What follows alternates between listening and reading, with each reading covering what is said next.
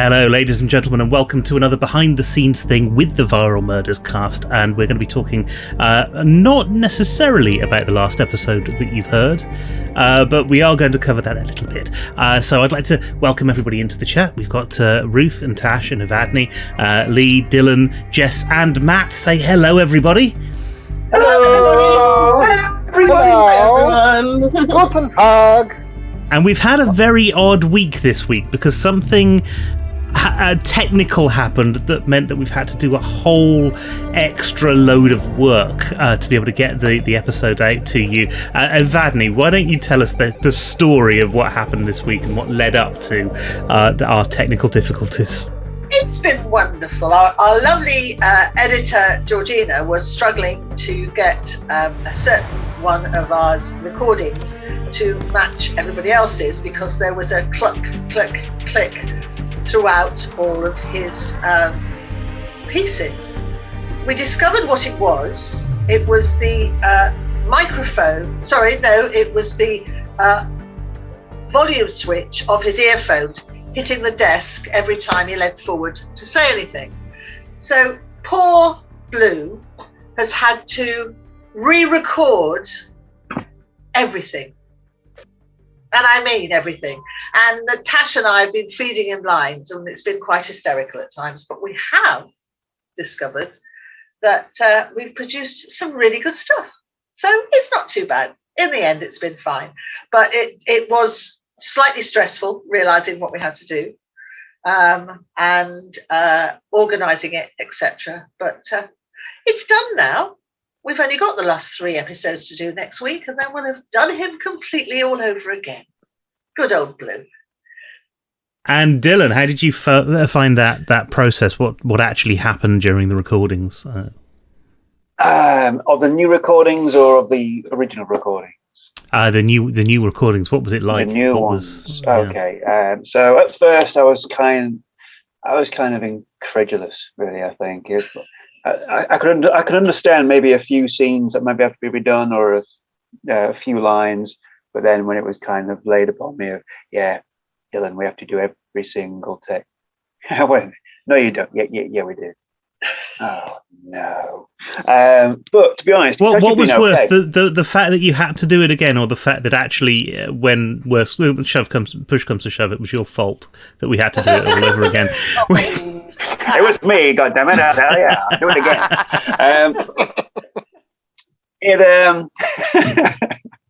again. Let's see. Yeah, there was frustration there, to be honest, mainly at the fact that I cottoned on to what was happening later in the recording process of the original takes, and then thinking, oh yeah, it's okay, I've already got it sorted, I can just keep the volume piece of my microphone close, it'll be all right. And obviously not, because we didn't hear it. It should be pointed out, we didn't hear it when we were recording.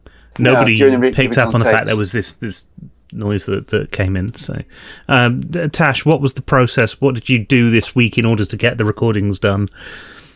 Oh, we had to spend quite a lot of time we would do the feed lines for Dylan. So Evadne and I would sort of take it in turns to sort of read the lines just before. And there was also a lot of lines that needed to be done with Max. So with those scenes, we just redid them completely. And I think because we'd done them before and had a little bit of practice at them previously, when we did them this time, we had so much more energy with them, and a lot of those scenes actually turned out a little bit better. So we were quite chuffed with that. So yeah, we spent quite a lot of time. I think how long was it? About 4 hours the other day. Yes. Just reading through them. Yeah. Just going through it, and we'd sort of do a scene, and then we'd sort of get sidetracked, then get silly. but that 4 hours included tea breaks and cat breaks as well. Oh yeah, definitely cat breaks. So I just realised my jumper was inside out, my shirt was inside out. We didn't notice, Tash. We didn't notice at all. Tash is just stripping for the sake of it. I'm stripping, with my hairy armpits. So yeah, lockdown armpits. It's great. If this gets removed from YouTube, I'm very, very sorry. Please don't ban our account. Yeah, we did. We did have to take quite a few cat breaks when there was a few times when the cats waited right until we were at a crucial part. They would then come up and then just purr right into the microphone. You should have saved that. We could have used that in a different production somewhere. We really on the could line. have done. Or I'd end up with a cat's backside in my face halfway through, like a really important line or something, which was would usually set us all off. But yeah, there was a lot of hilarity with them. I think it was just sort of slowly going insane as we were doing all the work that we'd just done. So And let's. the thing is, we had to reproduce all these lovely actors, their characters, when they were talking to them as well. So it was quite interesting that Tash and I were desperately trying to reproduce the excellence of our cast and failing. Well, I personally was failing miserably most of the time. Oh, I was failing miserably too. So Our let's talk a standards bit were really about this episode that we've released this week, or last week when you're hearing this. Episode 3, Part 1, or Episode 4, depending on when you're listening to this and where the thing, you know, if you're listening to it through a podcast, then it'll be Episode 4. If not, it's Episode 3, Part 1. Just to confuse people. Just to confuse everybody. That was we're the not only doing reason that that. we did it at all. What for each member of the cast, what were your kind of takeaways from it? Were there stuff that you didn't know? Was there stuff that you thought, oh yeah, that's interesting? Which maybe some of the detectives who are watching right now might be interested in. Let's start with Lee. No, don't start with me. Okay, no. Are you eating? Still? I told you about this before. We had it just before we started doing this. Lee's food arrived, so I think she's possibly a little bit distracted. I don't know. Yes, just a little bit. We were having bets on when it was going to arrive at one point. But you did. I know you listened to the episode because you texted me earlier. So, yeah. What were you thought? What did you think about it? Well, my first thought of the episode was, oh my gosh, I feel so sorry for Yellow. Everyone's going to hate him even more than we already do now. Yeah. It's fine. Bring on the haters. I'm ready for them. That is it was Matt also who plays interesting Yellow. listening to it because obviously I've not heard of any of this. What's on this episode? So after some of the feedback about how Green is a used car salesman, and I was just like, wait, what are they talking about? And then I listened to it, I was like,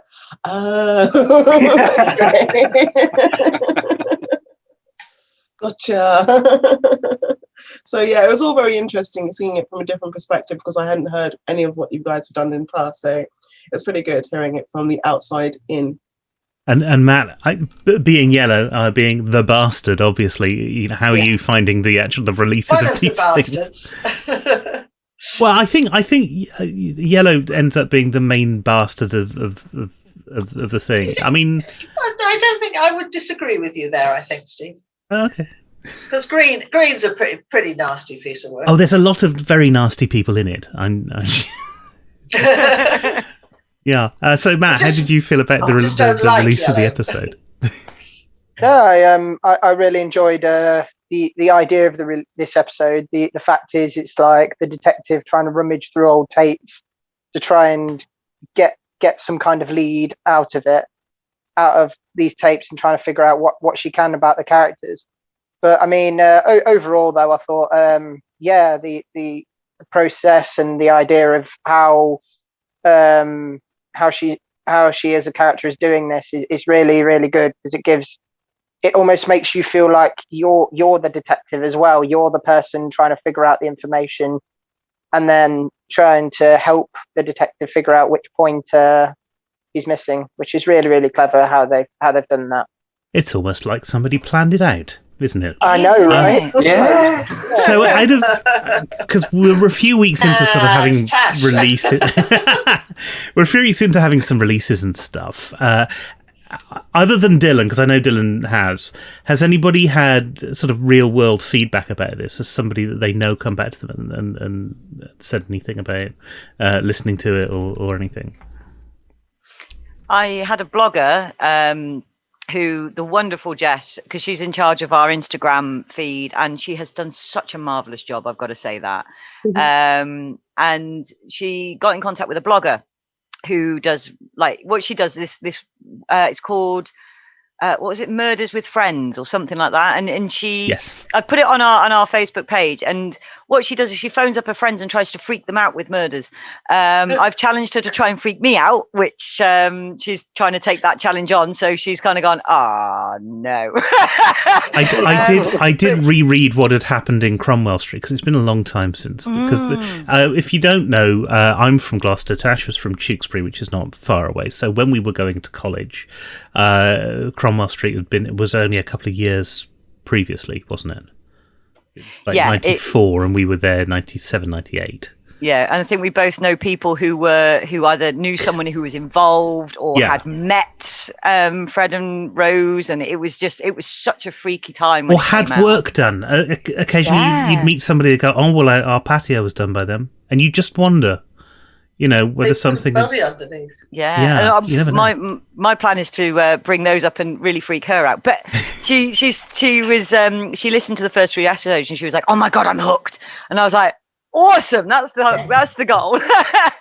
That's the sort of thing you want. So, I mean, in terms of kind of achieving the things that we set out to do, and just Tash, myself, and Avadni have been sort of behind the scenes a little bit more, working on where we want to go and all of that stuff. Setting up a competition, which if you haven't entered yet, there will be a link below this video. So do go and enter that. You can win a prize of chocolates.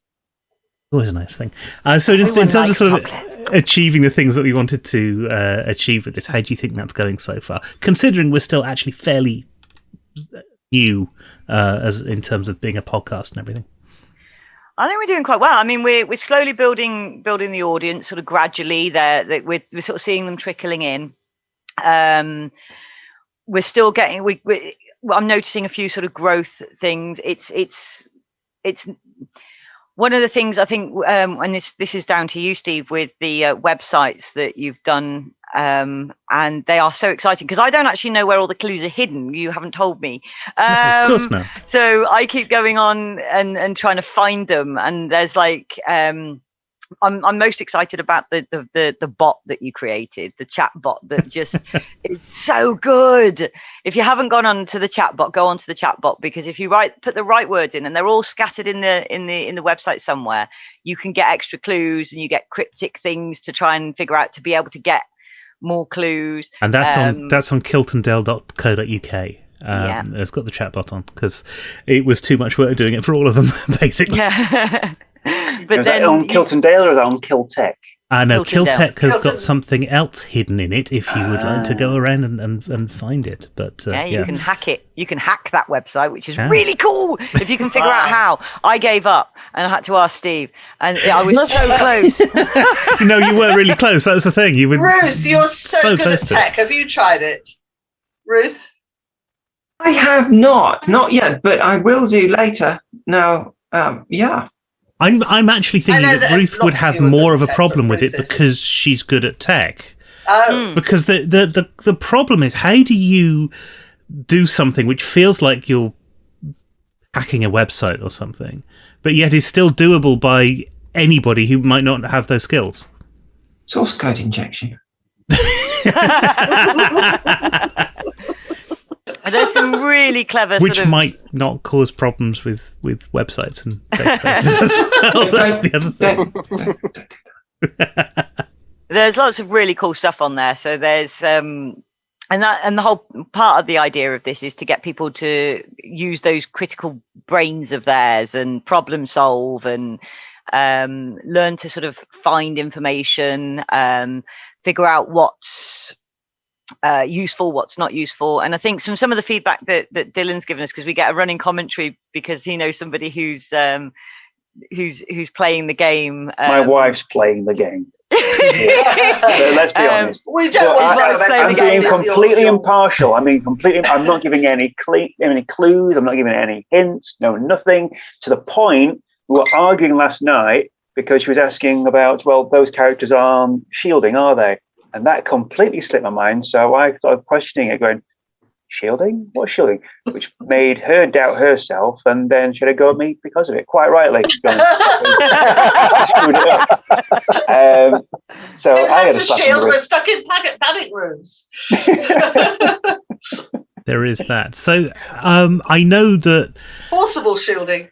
I know that looking at kind of murder mystery stuff has become almost like a job at the moment.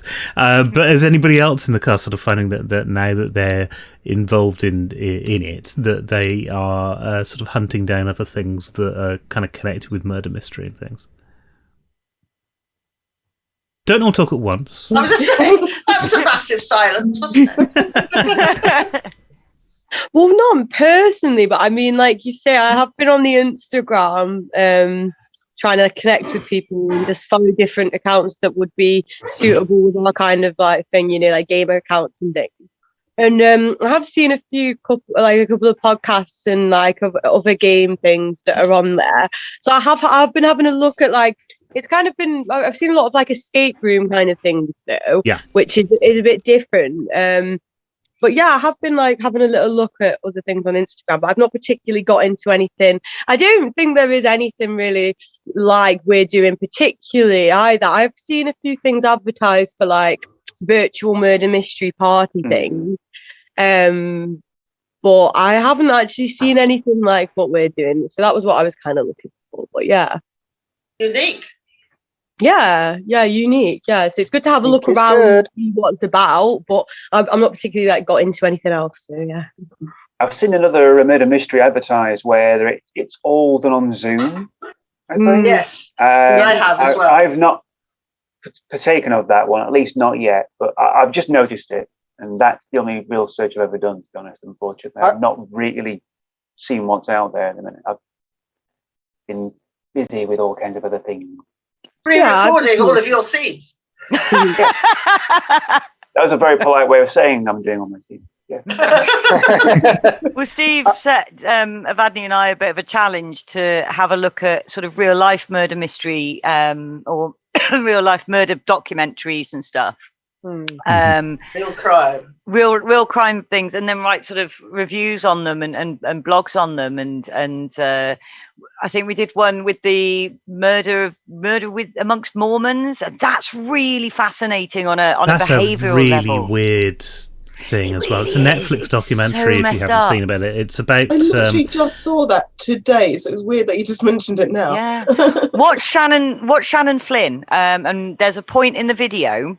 In the thing, and this is something that I noticed, and I tried to put in my notes when we were doing the sort of the blog thing.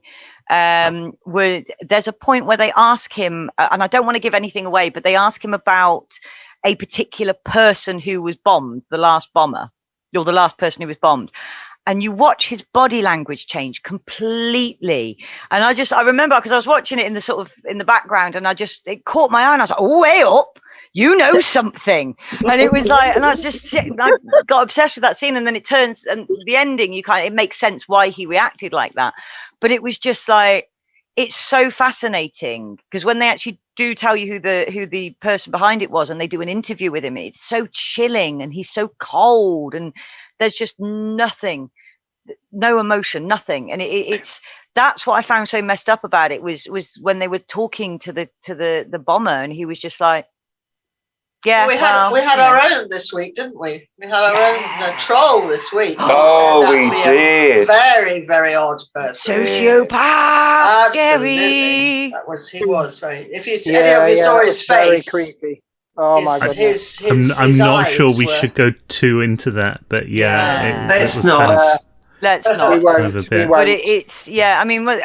The point being is when it comes to things like sociopathy and psychopathies, you can see it in the eyes. That's your first warning sign is the eyes, because if you look at any of the pictures of serial killers, it's something that a lot of people say they're dead behind the eyes, and with a psychopath, it's usually complete deadness. but with a sociopath, you just see this rage, this uncontained rage within their eyes, and it's so true.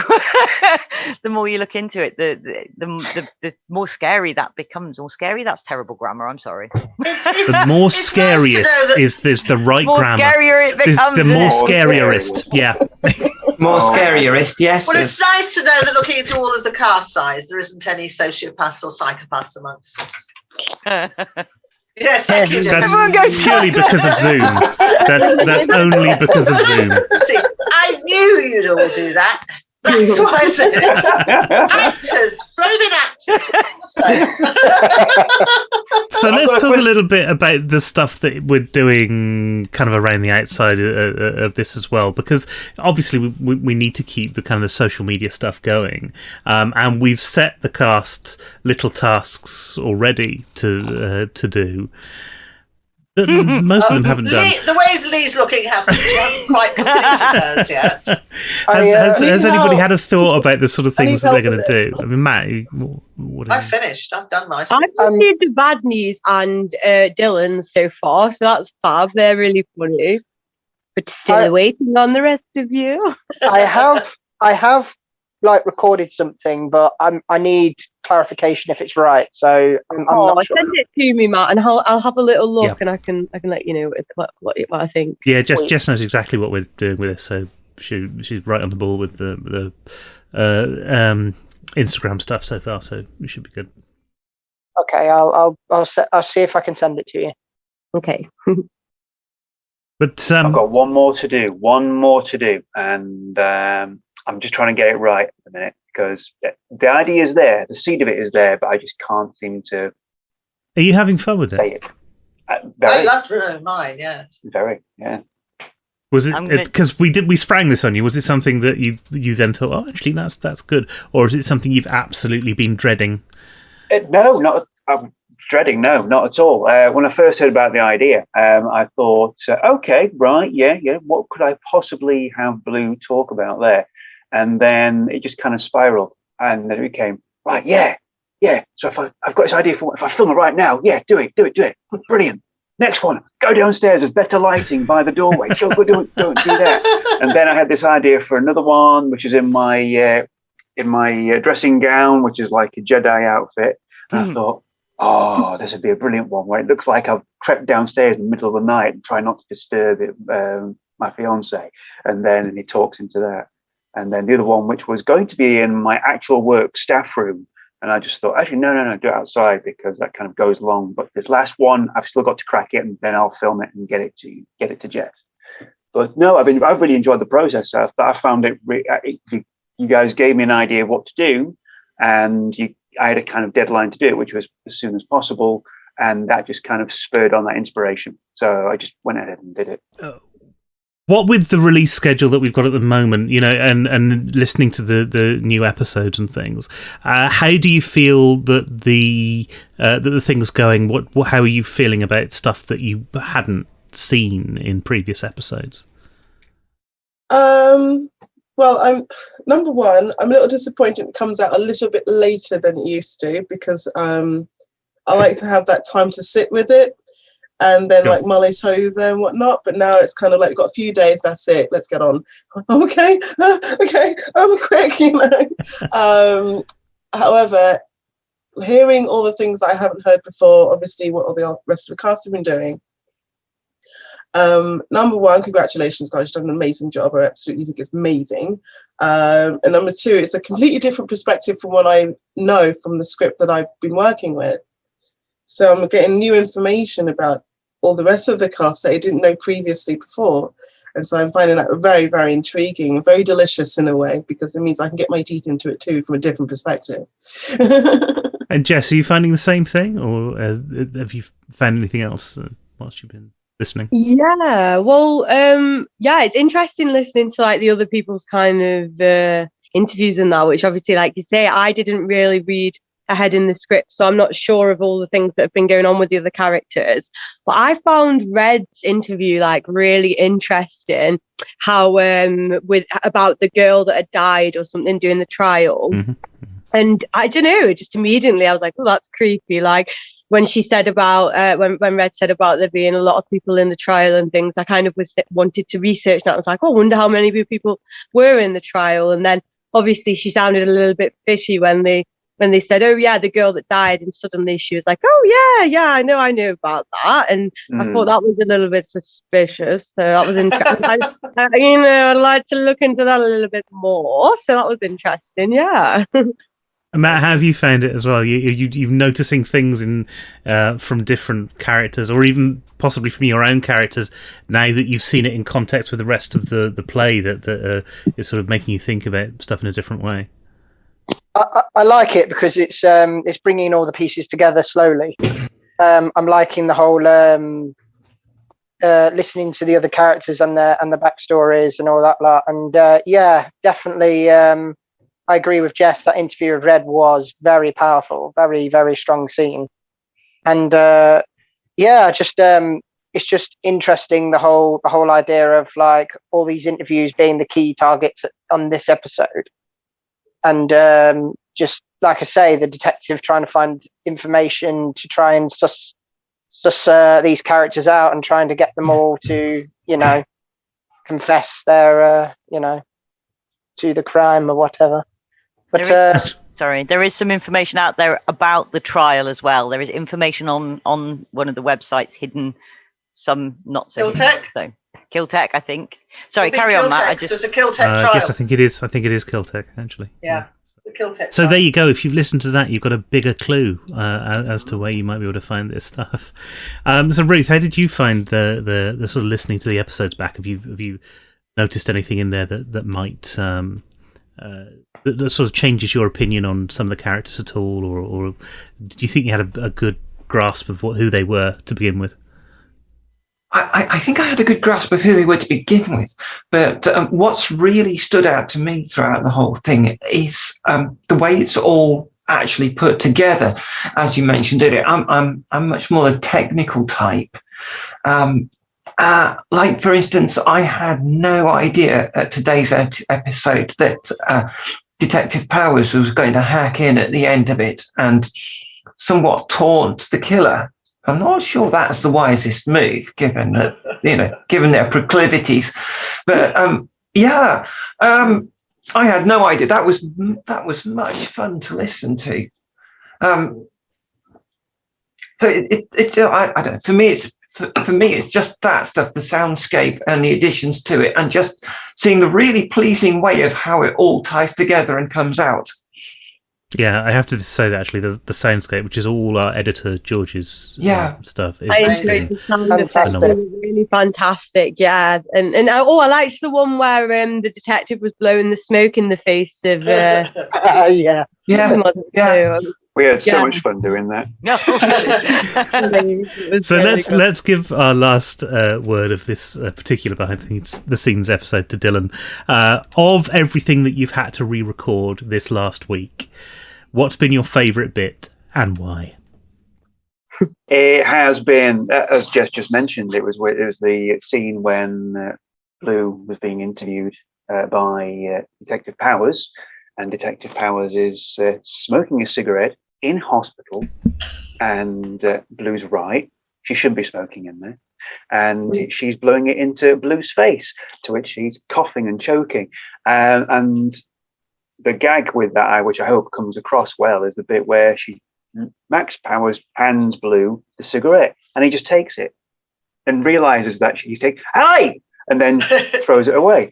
But it's just that particular scene was my favorite, because me and Tash have worked together for a long time on various other productions, and we already know how our chemistry works on that comedy front. So it was always a joy and pleasure to work with Tash on that, as always. But on that particular one, yeah, that was just the favorite, because it was just the complete mischievousness that is Detective Powers. Is she actually trying to solve the case, or is she causing a hindrance? I think she's more of a hindrance. Yeah. most of the time. And on that question, we shall leave the cast for this week. And don't forget, kids, smoking kills. And so do serial killers. Don't forget to like and comment and subscribe on this video. It's really great. If you do want to subscribe, make sure you hit the little bell icon and the all notifications tab so that when we put out videos on this channel, you'll get to hear them first. And that includes the episodes, the behind the scenes stuff, and some interviews with the cast as well. Until next time, thanks ever so much for coming along, and we'll see you next time on the Viral Murders. Bye. Bye. Ciao for now.